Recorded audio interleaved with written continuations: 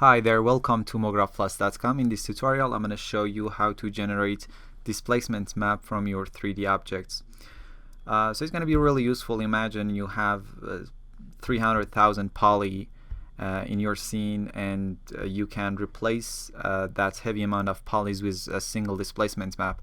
I think if I had that option, I would definitely use it. So it would be really essential, really useful technique. So let's go and actually see how it's done. Now let's go ahead and get started by generating some arbitrary 3D meshes. I'm going to start with this tube here. Let's 150, 140. Turn on the slice, and let's change these orientation to something like this and increase the height to something like 300 centimeters. Okay, so that would be it. MoGraph menu, hold on Alt, click on the cloner, change the mode to grid array, and let's just do one here. I'm going to have something like 8, and let's see what we can do.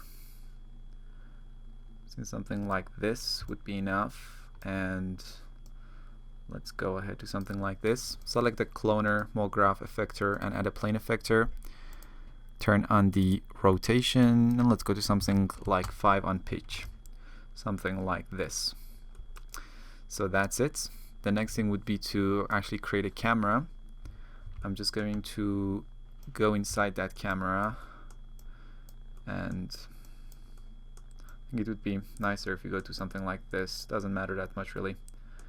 Let's see. I'm going to select my camera, go to my object, and make sure the focal length is something like 200, 150, something that we lose any sort of perspective, and that would really help us to have a nice and useful texture. And the other thing I'm going to do is to make sure I have a square render. So go to your render setting and make sure you have a width and height of the same value. Let's go to something like 1500 really. So there we go, lock it. And now let's go ahead, select our camera, and get back here. So that's what we have. If I go, for example, to my front view, you can see how the camera is looking like. That is not too bad. At the same time, I'm going to select my camera, go to the coordinate, and make sure the X and Z are 0, and also H -90, and let's go to -90 for our pitch too. So something like this. As you can see now, it's centered perfectly. Now that is great. Let's go ahead to our camera and go to our detail tab, turn on the depth of field front and rear blur. Let's see. Before doing that, what we can do is actually make sure that the focus of our camera is on this cloner. So I'm going to select my camera and put this cloner in the object focus or focus distance, and then I'm going to clear it so I kind of have a better control. Let me just expand this window a bit, clear it out, and let's get here. I'm going to change my focus distance to something like here, and then go to your detail tab and turn on front and rear blur, and let's go and about here and about here. Just make sure. So that's it, and the next thing would be to actually enable depth of field in your multipath. So right click and enable add depth.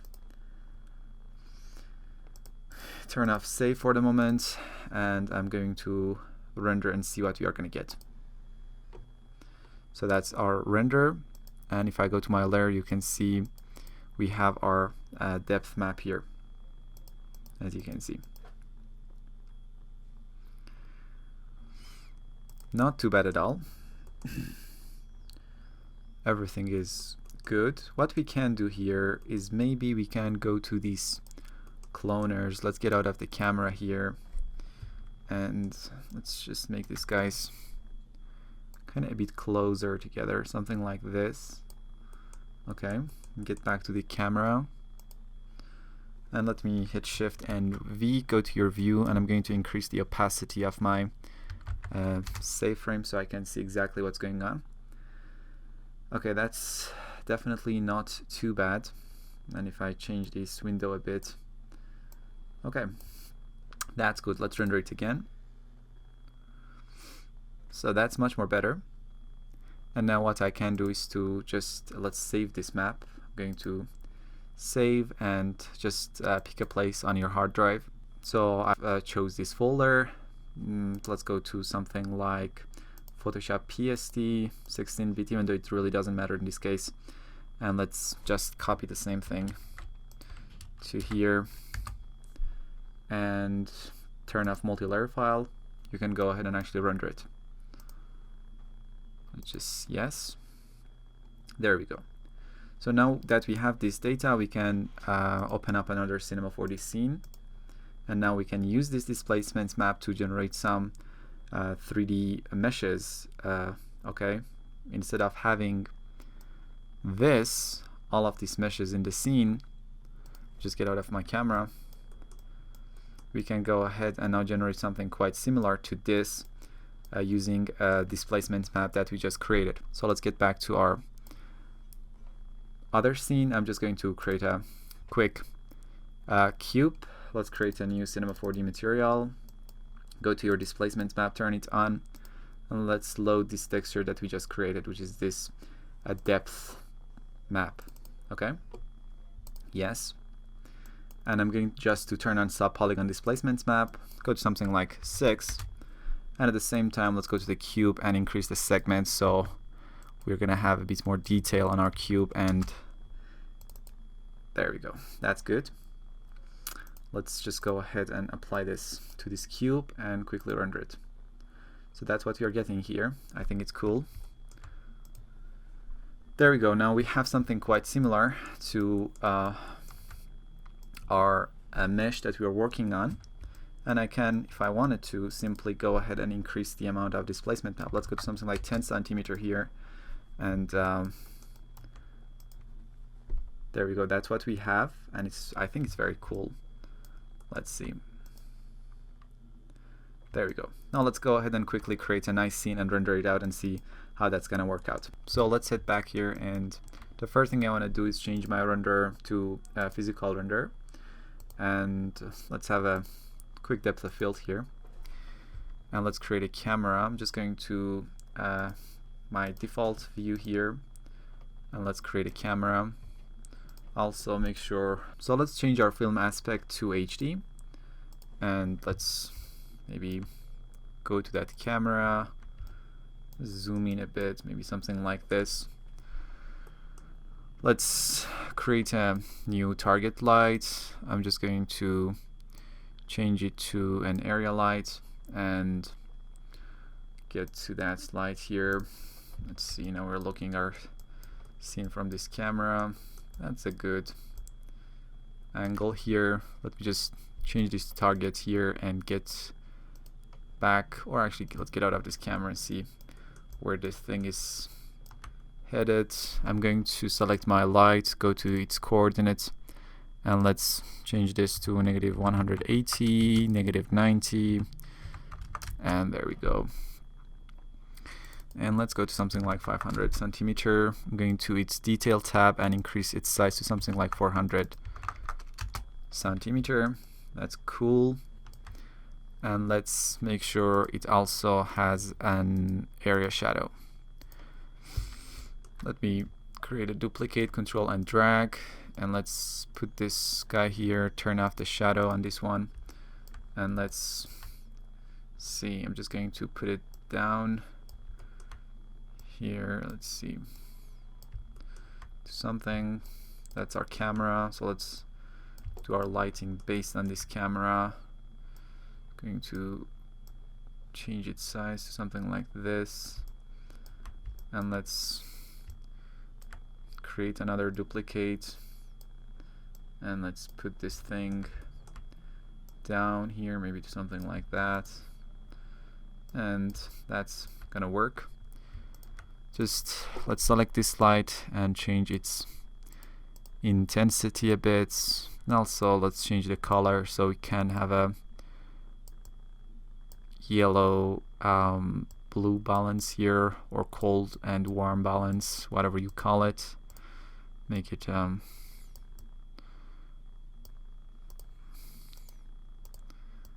That's not too bad. Okay, get back to our camera. Just quickly creating a background object and simply add a gradient and change the gradient type to circular. Open that gradient and let's use these two colors. There we go. Just select the camera and make sure its focus distance is right. Just put it at the beginning of this cube here. Select the camera. I'm going to decrease my f-stop to something like 2 so we have some depth of field going on. And at the same time, let's just see what's going to happen if I go ahead and render it. Okay. So that's what we have. Let's just make sure everything is right. I think these lights are a bit too far. And it can be a bit higher. And let's see, maybe something like this would work. Okay, that's better. And let's create a nicer material here. I'm just going to my reflectance channel and delete this default specular layer. Let's add a Beckman layer and work our way through. First of all, I'm going to turn on my Fresnel to conductor and select iron and reduce the effect to something like 60% here. And then for the roughness, go to something like 93%. Let's load the texture here. This dirt number 2, I'm going to use it. And the reflection strengths, let's reduce this value also maybe to something like this. And I'm going to use the same texture and reduce the specular strengths. Okay, so that's what we have at the moment. And if I turn off displacement map, this is the result. And great, let's render it and see what we can get. Okay, so let me just zoom in a bit here and focus on this part. There we go. Make sure the camera has a correct focus distance and render it again. So there we go, that's what we have. And I think it's a very cool technique to be able to kind of achieve this in a very quick moment. We're just using displacement map, not a lot of geometry, and we are achieving this result very, very quickly. So what we can do is to sort of change this displacement map a bit and move it on our object. Let me go to my editor and make sure we are looking at our displacement map here. That's what we are having. Let's just select the map and let's see if we can offset it a bit to something like this. And if I render this part here, you're going to be able to see we're having a bit more accurate result maybe.